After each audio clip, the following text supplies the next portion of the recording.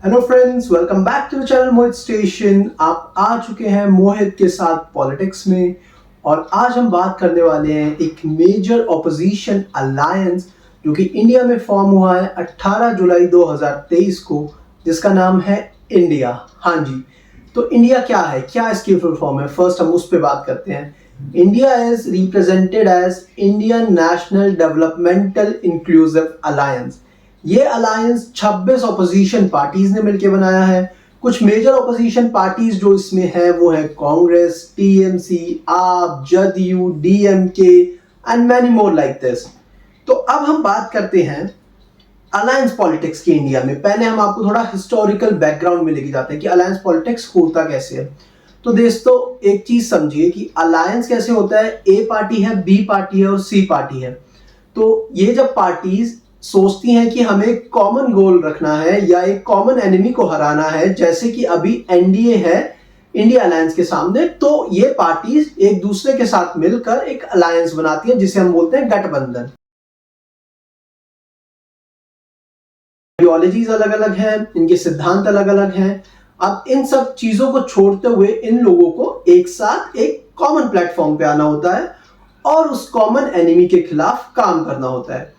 तो अगर हम हिस्टोरिकल बैकग्राउंड की बात करें तो कुछ सक्सेसफुल अलायंसेस जो रहे हैं वो है लाइक यूनाइटेड प्रोग्रेसिव अलायंस, जो कि बना था कांग्रेस और रीजनल पार्टीज के साथ मिलकर बना था।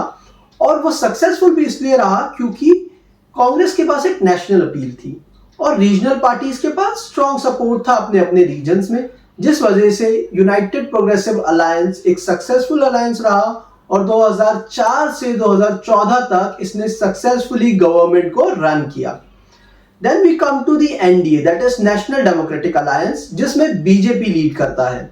ये अलायंस ने भी 2014 से अभी तक ये गवर्नमेंट रन कर रहा है और सक्सेसफुली रन कर रहा है। बट इसमें मेजरली हम बोलेंगे एक नेशनल अपील जो है, और जो लीड करती है पार्टी उसका नाम है बीजेपी।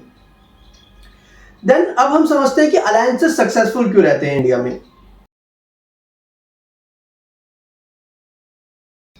तो बहुत सारे कारण है कि इंडिया में अलायंसेस सक्सेसफुल क्यों रहते हैं। जैसे कि एक दो कारण मैं ये बताऊं कि जब अलायंसेस बनते हैं तो ए बी सी पार्टीज के जो वोटर्स हैं वो एक साथ मिल जाते हैं और जो विनिंग प्रोबेबिलिटी होती है उस गठबंधन की वो काफी बढ़ जाती है। जैसे कि हमने बताया आपको, यूपीए में कांग्रेस और जो रीजनल पार्टीज था जब वो साथ में मिले तो उनकी विनिंग प्रोबेबिलिटी ऑब्वियसली बढ़ गई और उसकी वजह से वो एक गवर्नमेंट फॉर्म कर सके। तो इंडिया अलायंस बनाया क्यों गया? इंडिया अलायंस बनाया गया 2024 के लोकसभा इलेक्शंस में एनडीए को टक्कर देने के लिए। बट क्या ये इतना इजी है? क्या इंडिया अलायंसेस के पास चांसेस हैं जीतने के? हम ये डिस्कस करने से पहले कुछ चैलेंजेस समझते हैं। सबसे पहले इन सारी रीजनल पार्टीज को अपने आइडियोलॉजीज को साइड में रखते हुए एक कॉमन प्लेटफॉर्म पे आना पड़ेगा। इनको एक कॉमन फेस चूज करना पड़ेगा और इनको कॉमन नरेटिव बनाना पड़ेगा, जो कि बेहद डिफिकल्ट है।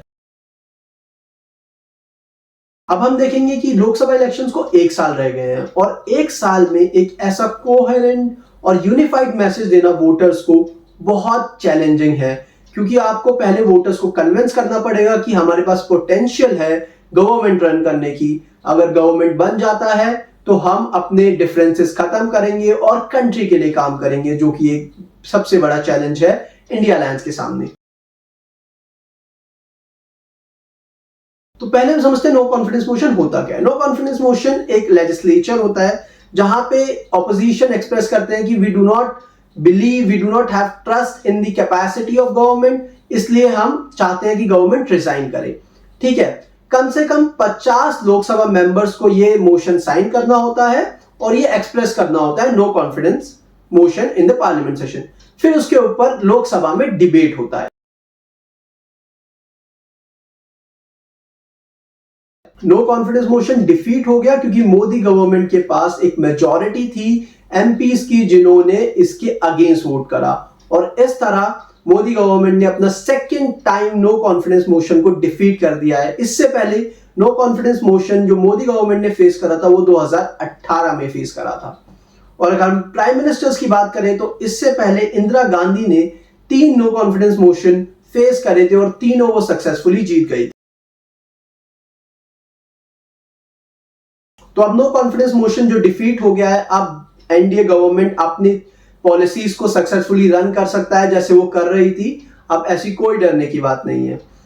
अब देखना ये बाकी है कि इंडिया अलायंस के पास और क्या क्या टैक्टिक्स और क्या क्या टेक्निक्स हैं जिससे वो एनडीए को चैलेंज कर सकता है।